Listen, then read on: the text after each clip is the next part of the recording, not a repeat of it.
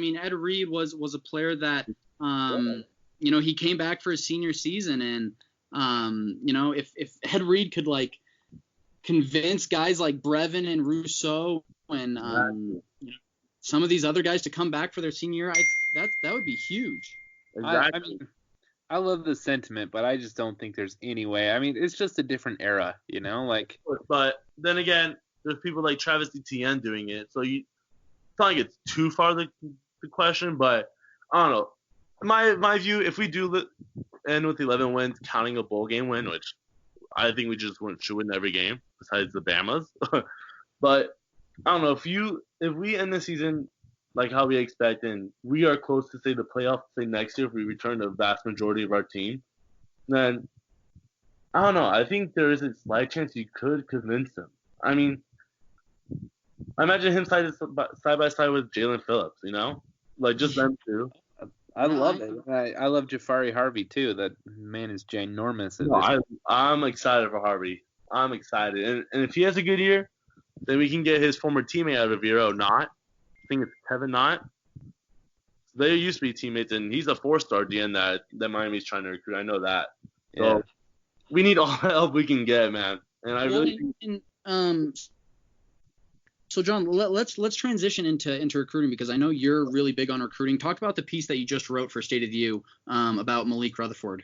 Yeah, so definitely a player that I love that play style. I love fast, tiny receivers who are underrated, under the radar, like Xavier Restrepo. I just feel like they just have a bigger chip on their shoulder. They're not what modern football is nowadays. Some people like to say, like, people like the 6'4", or 6'2" type receivers. But I definitely say the teams that win a lot of Super Bowls and national championships do have a smaller guy who has the breakaway speed, And then with Malik Rutherford, I mean, he's every bit of that. He's 5'9", 165 listed. And when I watch his tape, obviously the ability of him being able to score almost every play is very impressive. But there's two plays that I loved, and it was when he added blocking plays. You don't see many receivers putting that at least in a huddle, I'd say. And especially at 5'9", blocking throughout till the whistle's blown. I find that just something you can't teach. I feel like Dugans, when we had him, that's what his biggest concern was teaching players how to block. But I feel like that's the only thing he was kind of good at. I wasn't a big Dugans fan. I thought we should have recruited way better when he was here. But that is something that is kind of rare to find a receiver who is willing to block, especially at that size. But, I mean, you can definitely tell Malik was a big reason why Champagnat won the state championship last year, I'd say. Yeah, okay. So Malik is coming out of Chaminade then? Champagnat, yeah, where Greg Rousseau and Jalen Harrell are from. Oh, okay. And that's Dade County, correct? Yeah, I believe so, yeah. Yeah, because we just got Harrell from there. I remember Harrell was that stud safety that was from Central. Mm-hmm. Transferred over. Well, good deal. And sorry, go ahead, Jordan. No, I mean, I mentioned in the article, but Jalen Harrell is the same exact size and speed, I'd say, as Tutu Atwell. I mentioned that in the article, like I just said. Do you guys know who that is? The guy from Louisville? Yeah. Yeah. That guy, in some college accounts, they list him a top 10 receiver that's returning in all of college football. So definitely there's room for success as someone that size that is utilized. So that's why I like Harley and stuff like that. My opinion on receivers is I don't want them. So I want receivers that are either over 6'2" or under 5'10". Like if you're between 5'10" and 6'2", no thanks. Yeah. But I like the tall, rangy guys on the outside, and then the short speedsters like you're talking about on the inside. So yeah. But what's nice about Malik Rutherford that I noticed in his huddle is that at 5'9", that guy's lined up outside too, and he has really good ball tracking skills, I'd say. But that guy is very athletic and is now – you can tell, like, nowadays in football and all sports, like, you don't play a position, I'd say, for most people. It's a matter of how you can be used around the field. So definitely seem like – because he played on all parts on the offense, outside, slot, even running back, and then quarterback for runs. So that's definitely something that I would look forward to in recruiting the kid. Because, I don't know, I feel like it's kind of hard to find that. Mm-hmm. But it just makes you more versatile. I'd say, like, I mean, Greg, the guy was 6'6", and was a safety, So I saw that I saw that picture tweeted out like a week or two ago. Like I knew that Greg was like obviously like a little lanky coming in, but I just read how much they played him at receiver and safety in high school, and dude, it's crazy. It's insane. I don't know how that's possible to be 6'6" and covering center field like that, but that's talent right there. It's nuts. Let me ask you this: who were sticking with recruiting, who are three targets? Who are three targets that Miami needs to sign for 2021? No question. I'd say the receiver from what's his name? Ja'Cory Brooks, I believe. Okay. He's with Carroll City. Might be wrong, but I mean that guy is the number 2 receiver in all of nation, and he's I believe like 6 foot 175, something similar to that. But that guy's he's a playmaker. He is special. And I think like especially receivers with that caliber, you can't let them leave the state of Miami. I don't know. We've seen it happen too many times with Amari, Jerry Jeudy, Ridley. All those guys go to Bama. Even the guy that just left, Phi Jones. Oh yeah. I just think it happens too much. The last guy that was big in that we kept in South Florida, or even if you count that South Florida, was Amon Richards, and we know what he did for us. That guy should have been in the combine this year. I mean, that's someone who was probably my favorite Cane recently. I loved Amon. I don't know. I just think it's important to be able to attract guys like that. So definitely Ja'Cory.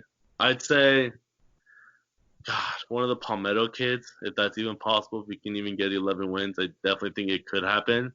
But I don't know, man. A lot of people do like them. I don't see why not. They don't win states this year. They have 5 really, really, really good athletes. And then someone else, I'd say, what's his name? I'd like to see Jennings, Bradley Jennings' little brother. Yeah. He's up in Jacksonville, isn't he? Or where is he? Yeah, right where his older brother we got him from. But yeah, he's Northern Florida, heavily recruited kid before his commitment. I think one of the recruiting services said that he easily could be a 5-star, but we know with Miami, if he does come to Miami, he could end up a 3-star due to. We know how good those guys are when they sign. They love Miami. We don't need rivals to downgrade them. It's just one of those things: is death, taxes, and rivals undermining our commits.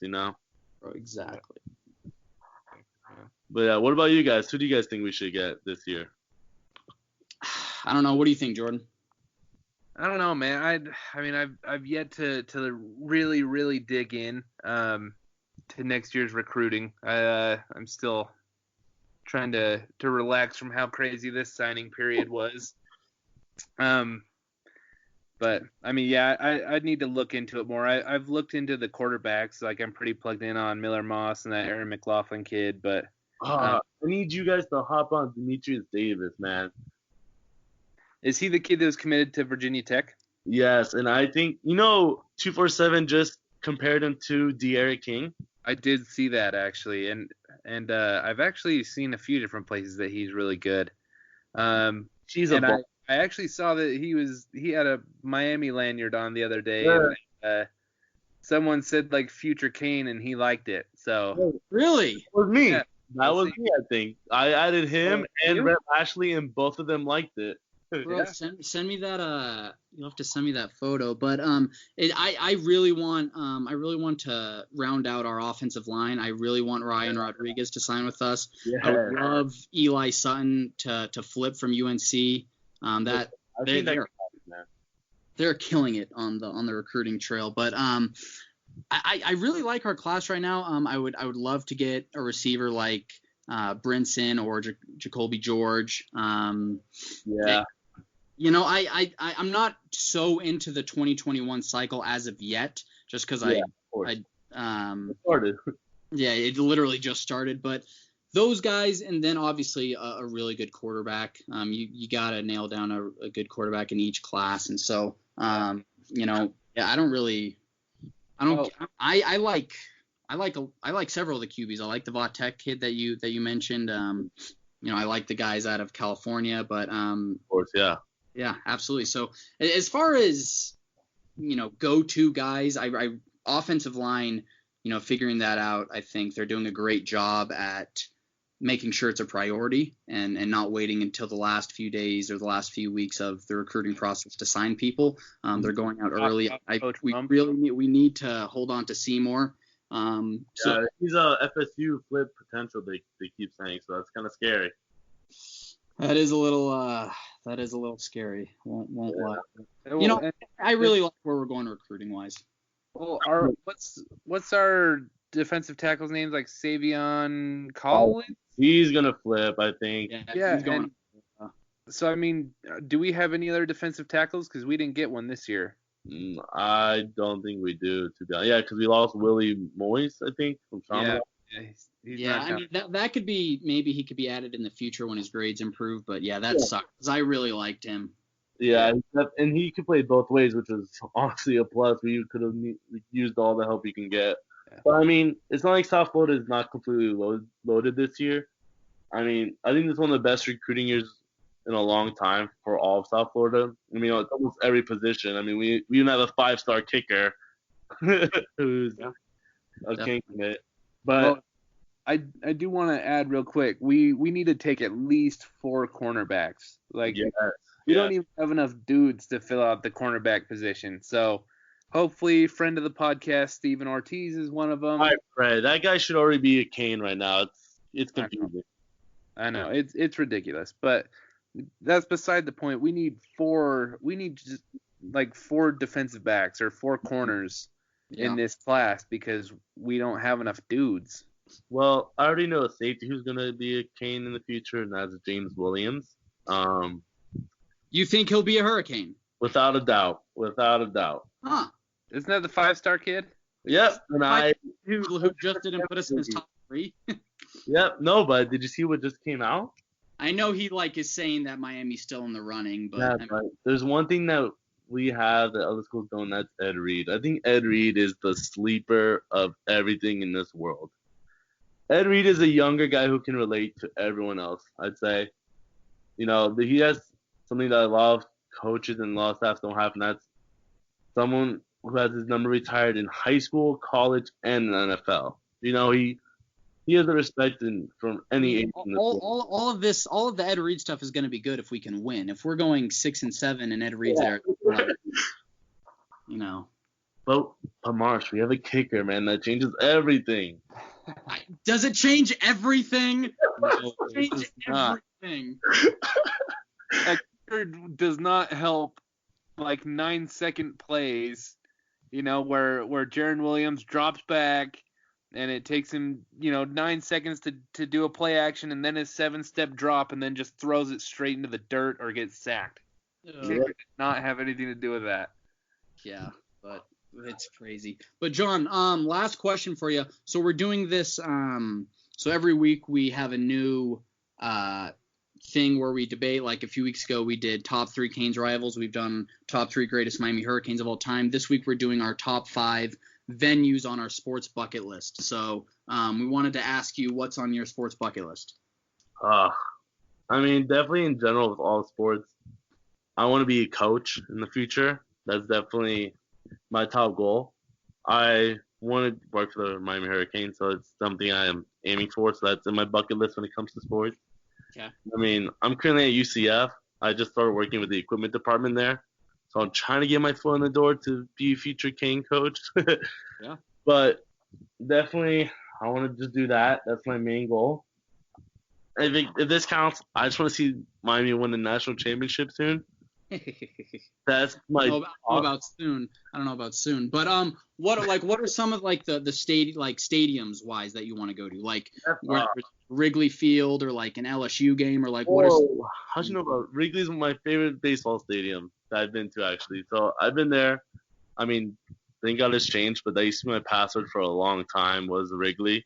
I love Wrigley. I definitely want to go to some of the bigger stadiums like Michigan, Penn State.